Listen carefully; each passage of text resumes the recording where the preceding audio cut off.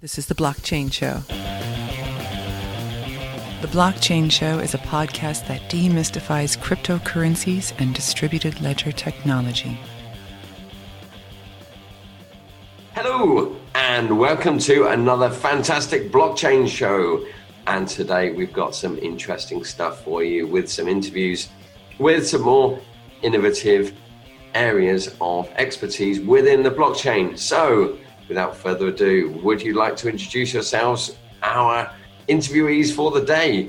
My name is Evan Caron. I am the CEO and co-founder of the Token Commons Foundation, and I'm happy to be on the show, and I'm here to talk about blockchain and talk a lot about blockchain and energy and how we can use blockchain to solve one of the world's biggest problems regarding climate change and reducing carbon from our atmosphere. Fantastic. So, straight away, how do we do that? So it's a very complicated problem, and despite the world trying to solve it in many different ways and many different jurisdictions, governments have not been able to solve the problem with their current policies and protocols.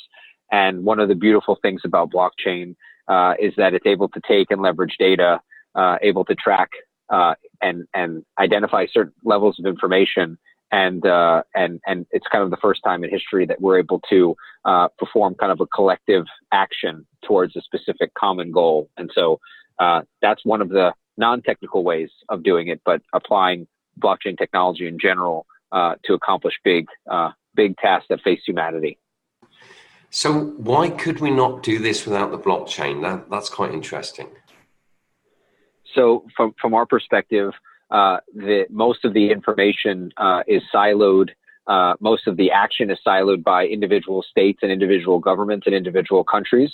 And we've tried to develop coalitions over a period of time, like the Kyoto Protocol and Paris Climate Accord, to try to bring together collective action. And what ends up happening is you end up with highly fragmented policies to try to identify very localized problems, and you end up getting what people call a tragedy of the commons, which you have a common goal and common resource, and you have when one participant doesn't participate, the entire thing breaks down. And so there's obviously we have collective action and collective interest, but people don't act collaboratively towards a common goal. So where with blockchain, we can not only create a network and an ecosystem that can allow that, but we can also understand individual levels of contribution and reward individual levels of contribution. And this is kind of one of the key pieces of how we use blockchain to make this work. So who's your target audience then? Who uses your platform? We have a handful of users.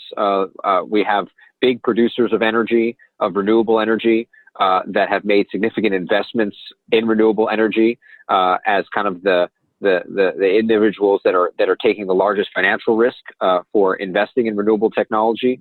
We have prosumers and consumers and large corporate customers who are currently participating in kind of the green energy revolution, which is buying energy offsets or energy assets, basically committing to corporate sustainability goals and to be 100% green and 100% carbon neutral, and cities and city mayors that are all focused on building better and cleaner communities. And basically the target is everyone, and the target is the large energy ecosystem across the entire world in both deregulated markets and highly regulated markets. So if I'm an organization in the USA and I want to be greener, shall we say, what is the process I go through? What can I do, and how does your platform assist me? So the current process exists today, where if you're a large corporate sustainability customer, you go out and you purchase either green energy from an energy supplier, which has been certified by the supplier as green, which whether you can trust that or not is a different story. But you go out and you purchase energy, and then you purchase paperwork, really certificates that say that energy was generated by a green energy resource. And the issue today in today's marketplace is that green energy resource might actually not be what you think it is, number one. And number two is that green energy resource has nothing to do with understanding what the carbon impact of that resource was. And so you could buy what they call renewable energy credit, but that has no linkage to actually how much carbon was reduced in the atmosphere. So there represents a significant market issue today. From our perspective, the Switch ecosystem and platform allows you as a corporate customer to purchase renewable energy credits and carbon offsets from a platform and allow for kind of ubiquitous cooperation from assets that are generating these renewable energy attributions and allowing buyers to directly access those attributions rather than having to go through brokers or aggregators or intermediaries. They can basically buy them directly from the source, which represents for the first time the ability for them to actually go to a unified place to actually go and acquire these attributions to get themselves to be 100% green. Excuse me, that's very interesting. And I apologize, you may have to explain it to me like I'm 5 here. I've heard of similar projects about paying for renewable energy, but I can't wrap my mind around how does the energy get transmitted, how is it being tracked, and what does it look like on the consumer end, if that makes sense. Of course, yeah. So if you look at some of these blockchain solutions now, I guess they can be subcategorized into three or four different categories. A lot of them are working on what we're calling infrastructure in energy, and that's around tracking peer-to-peer energy gateways. And so that's enabling microgrids, enabling distributed energy resources. And we believe, and I believe, that future vision of distributed energy resources is going to be a thing, right? We are going to decentralize our power grids, and we're going to have much more resilient power grids. We're going to have distributed battery storage, distributed solar. It's going to take some time, and we're going to get there. And there's a lot of blockchain solutions out there now that require specialized hardware to track and trace payments between one household and another, or someone in, let's say, Northern California with someone in Southern California. And that's very hard because you have to utilize the electric grid and you have to utilize the public grid. And there's a lot of friction from utilities and just, again, a lot of political headway that needs to move, right? You have a lot of ingrained interests that are going to be very hard to disrupt. And from our perspective, tracking energy generation is fairly simple. It's based off of smart meter technology. It's based off something called SCADA, which is basically a data process around how energy, when it's generated, how it's tracked and how it interacts with the grid. And without getting too technical from a physical perspective, is that this information can actually be added to a blockchain, and that information can then be relied upon as immutable proof that the generation was being produced. So from our perspective, if you unbundle an electron from the electron itself, which is basically a unit of energy that is, basically neither created nor destroyed, but converted into light or heat or something else, and you unbundle that from the energy itself, from the electron, and you add a proof that the electron was generated, that proof is now a digital record of that energy, and that's worth as much, in our opinion, potentially more than the energy itself, because that energy represents a proof of existence, that it existed in a given moment of time, and it can inform a lot of different decisions, and a lot of different policies can be informed by that energy generation event. And so that's what's really exciting about what we're doing, is we're not getting into the weeds on the technical side from moving electrons from one household to another, but we are looking at tracing the generation of electrons and tracing that from a digital perspective, and rewarding positive behavior, positive electrical consumption behavior, and positive behavior from a carbon displacement impact, which is very exciting because anyone can contribute to that. It doesn't take the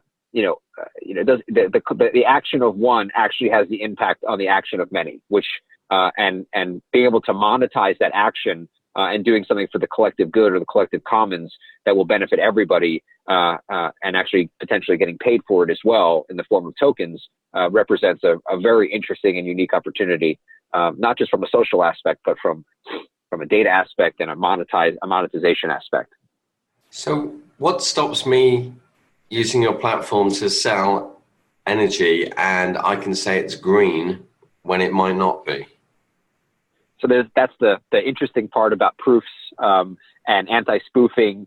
There's a whole layer of validators and validation, also machine learning and artificial intelligence, that will identify the signature, quote unquote, signature of that energy production. And you'd have to go a very long way, not dissimilar to the Bitcoin blockchain, of trying to either spoof the blockchain or send banned transactions to the blockchain. But IoT censored information, edge level device security, and also machine learning, artificial intelligence, as well as estimators and allocators. So basically creating an ecosystem around the data to make sure that the reputation of that information is very accurate. And I think there's a lot of folks in the industry that talk about IoT, and they talk about IoT sensors, they talk about IoT data. If you can't trust the information, then the data is worthless, right? So you have to remove the noise from the signal.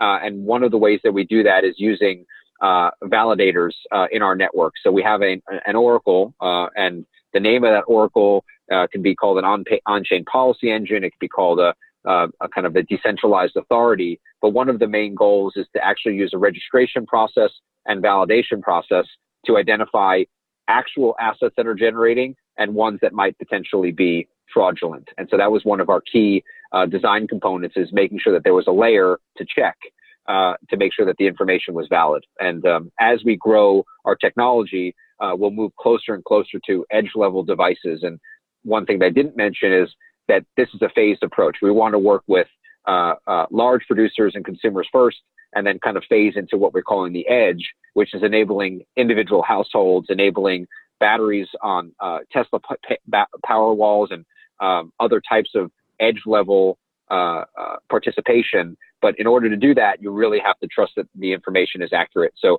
we're working with a partner company called Autonomy, and they're very focused on building what they call software guard extension and secure execution environment directly on devices themselves.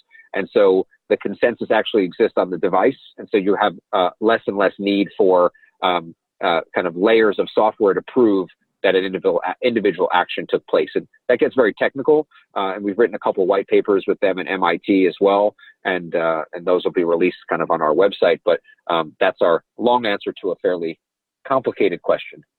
Absolutely. It's never easy. So what inspired you to build this platform? What was the guiding principle, and where did you come up with the idea of using the blockchain? So I was probably, I was on a way different path up until about 18 months ago. I was an energy trader on Wall Street in my prior life. And I would say that my main focus was playing a game of making as much money as possible from understanding better electricity behavior than other people. And, at that, I really started watching kind of and getting much more involved in kind of disruptive technology when I started seeing renewable energy start gaining traction in the marketplace. And I was a naysayer. I was one of the guys that said, okay, we'll never get there, and the cost will never be there, and the cost of new technology is just too expensive, and we need coal, we need natural gas, and we need all these fuels to keep a resilient grid, and let the markets decide what needs to happen. And then we just saw that break down, and I started noticing that disruption was going to happen in every industry, not just my industry. And I saw the underlying ideas around Bitcoin and Bitcoin blockchain, and I said, something's going to change, and it's going to change very rapidly. And at the same time, we started seeing extremely rapid growth in renewables for both rooftop and globally. And then we saw a rapid decline in price curves for both batteries and solar. And I'm like, well, we're in it. I'm not going to continue to focus on, a very, 1 year at a time or 1 hour at a time of trading. I'm going to get into something that I believe has the ability to disrupt how we do business and how power is generated across the world. And renewable energy has always been a passion of mine, and it was always kind of an end game. I always wanted to trade and then go and build desalination and atmospheric water generators in third world countries. And I thought that was going to be my passion project when I retired from Wall Street. And And I recognized that after the people that I met in the blockchain industry and the community that I met and the team that I met and brought together, I realized that I can accomplish both goals at the same time, which was do something that could change the world and also do something that was meaningful to me and was able to leverage kind of my history and background and energy. And so that's kind of what brought us to today, and kind of what's bringing us into our future as the foundation grows and our ecosystem gets stronger and our technology really starts to become more developed and more robust. So who's your biggest competition currently? I'd say that from a blockchain perspective, I see the energy blockchains as more collaboration than competition. I think the traditional businesses are competition. I think traditional utilities are competition, and traditional government policies and I would say dumb policies or static policies are our competition. But from our perspective, we're the disruptor, and we're the clean tech energy disruptor here. And so I would say ingrained utilities is our competition, and we're going to use technology, use smarter, intelligent solutions to disrupt how old businesses and old business models work in the energy space. Evan, I wanted to ask you about your ICO and how you kind of got to that point. How did you get a group of people that knew how to do it already, or did you seek this out? The ICO. So if you look at, my business that I was in was highly regulated. I was CFTC regulated, FERC regulated, FINRA regulated. I think the electricity commodities is probably some of the most highly regulated industries in the U.S. And dancing and working with legal has been something that I've been involved with since my first day on the trading floor. And so, what we've seen over the last year has been a rapid evolution in how fundraising has evolved for token models. And I think some of the really interesting innovation around crowdsource and token models has come from the kind of the blockchain ecosystem. And from our perspective, we didn't want to work with folks that were at the time in about March or April and May of last year. There was a lot of noise, right? And we always talk about signals and noise. And from our perspective, we didn't want to work. There was a lot of groups out there that were focused on kind of being the experts. And we said, well, how can you be an expert? This market's only been around for 3 or 4 months. So we did a lot of community kind of soul searching. We did a lot of networking, and we talked to a lot of people about how to do a compliant ICO, how to do a compliant token sale.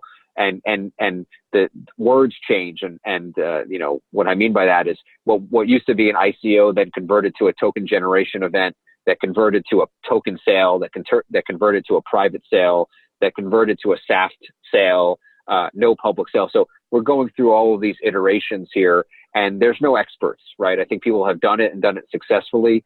So from our perspective, we brought a really a team of people together that had such deep domain expertise in the way that the world works and the previous world works, not the blockchain ICO world, but how enterprises work, how fundraising works, how marketing and how creating stories and creating real technology works. And so from that perspective, we brought together some of the brightest people that I've ever met from academia, from business consultancy services like Bain, and we brought together an advisor network that has not been that's been second to none, in my opinion, on people who really understand and have deep domain expertise in industry.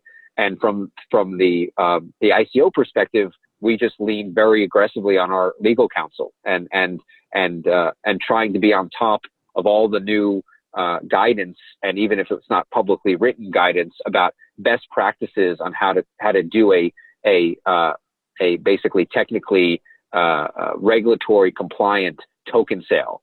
And so there's the guidance from the U.S.'s perspective is to work with accredited investors. If you're going to work with non-accredited investors in the United States, there are 2 crowdfunding exemptions that was issued by the Jobs Act a handful of years ago, and that's a Reg A and Reg A Plus exemption that allows for non-accredited investors to participate in token sales. And then from our perspective, we're actually registered as a Swiss foundation, and we've applied our token sale to the Swiss regulators under FINMA guidance. And so, that's been our approach, is to abide by the prevailing rules, and try to run as clean of an ICO from a regulatory perspective as possible. With regards to U.S. investors, we are restricted from selling our tokens or doing a token sale to non-accredited U.S. investors at this time. However, if the SEC has more structured guidance around security tokens versus utility tokens and crowd sales, we are more than willing and open to performing and through the process of a Reg A or Reg A exempt offering for our tokens. So where are you at the moment with that process? So our offering, our white paper is released. Our token sale is still in a private pre-sale currently. Our public sale date is June 12th of 2018. And we will be selling the remaining tokens that we do not sell in our pre-sale to the public market. From that respect, we are still required to restrict countries that have embargoes with the U.S. And so, and countries that restrict ICOs specifically from a legal perspective to run the most kind of compliant ICO process as possible. And then we're using a platform called CoinCart, which is run by a company called BTC Labs, which has done a lot of work around running compliant token sales. And the token sales have a KYC and AML aspect to it. So KYC is know your customer, know your client, and AML is anti-money laundering. And so those are strict requirements to participate in our token sales, that the funds have to come from a real person, and they have to come from a person that's been run through a check to make sure that they are fully compliant and that we can trust the sources of their proceeds of their funds. Okay, so who's your typical customer? From a token buyer's perspective, or a token and potential investor perspective? Let's discuss both. That's quite interesting. So the people who are investing in token sales, you can, from a speculative perspective, we don't support, again, we don't comment on speculation in token sales. We've developed technology as a utility function that works inside of a platform, and that platform has use cases and the function of being able to actually use the token inside the platform to buy renewable energy attributions, to stake for information, to run models, to run simulators. So there's a whole world of people who would buy the token because they believe in, obviously, the network. They believe in the future cost of carbon being priced into the marketplace, and then also have a function and use for energy data, energy intelligence, and have a use for the energy estimator. So that includes corporate customers who buy renewable energy attributions. That includes energy suppliers that leverage energy intelligence to make more economic and informed decisions. That includes cities to model how renewable energy is going to affect their grid and affect the quality of life from a pollution perspective. It includes developers of assets, and it includes capital providers who want to understand where the best assets should go in the world and where they should be deployed for the most impact for carbon reduction. And it also includes people who really care about climate change and people who are really focused on pro-social investments and impact investing. So I think they those two counterparties are one and the same, right? So both from an investor perspective as well as a token user perspective, we do anticipate those people to be fairly aligned. That's great and really good information. So for our listeners out there, how do our listeners get involved? Where do they go? Where do they get more information? And what can they do for you? Absolutely. Well, the first thing is we have a very active Telegram and Twitter community. We invite your listener community to participate in discussions and follow our progress from there. We also are from other ways to get involved is to spread the word and let people know what we're trying to do from the foundation perspective, and ask questions and really kind of try to and really dig in and lean in, and that's the way to get involved from that perspective. The second way to get involved is once our network launches, share your information and start getting paid for sharing your energy intelligence. If there's a smart meter, we're listening, and we want to incorporate those assets on the network to inform our oracle and to inform our simulations, and to get rewarded for that in Switch tokens. And so, there's a highly engaging prosumer perspective to what we're working on, and we need collaborative action in order to fix the problems of the world. And obviously, from a foundation perspective, we believe that human behavior and slight modifications in the way that we produce and consume energy can save a lot and actually have a gigantic impact on how we manage our climate, and how we manage city pollution, and how we manage keeping the world clean for future generations. Fabulous. That's really good. And I'm sure that's really interesting to our listeners. Just one more thing. What does the future hold for you? What can you tell us about the future? As a utopian future, kind of a Jetsons lifestyle, a generation on demand, renewable energy on rooftops, distributed battery storage, a carbon neutral environment, all of the above. From a foundation perspective, growing the team, growing the technology, abstracting out the protocols, leveraging the technology for other use cases, and building on-chain policy engines that really can disrupt how governments make policy decisions around climate, and continuing to be a thought leader and have the team be thought leaders in both blockchain and energy. And that's how we see our future, and how we continue to grow and with a very common goal to solve a very big problem. Yeah, that's really great, and something very interesting, and again, something worthwhile that the blockchain's actually making a reality, which gets everybody quite excited. And I like the fact that we're talking about using the blockchain for something worthwhile, and everybody wins with making a little bit of money through using platforms such as yours. Excellent. Thank you very much. Thank you. All right, everybody. We'll see you next week. Thanks, Evan. All right. Thank you. Thank you. Bye-bye.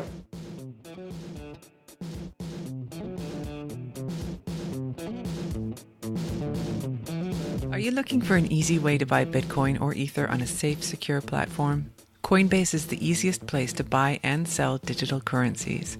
Sign up today as a friend of the Blockchain Show, and if you buy or sell $100 of Bitcoin or more, you'll earn $10 of free Bitcoin for yourself and $10 of Bitcoin to support this show. Join now using the link in this episode's show notes at theblockchainshow.com.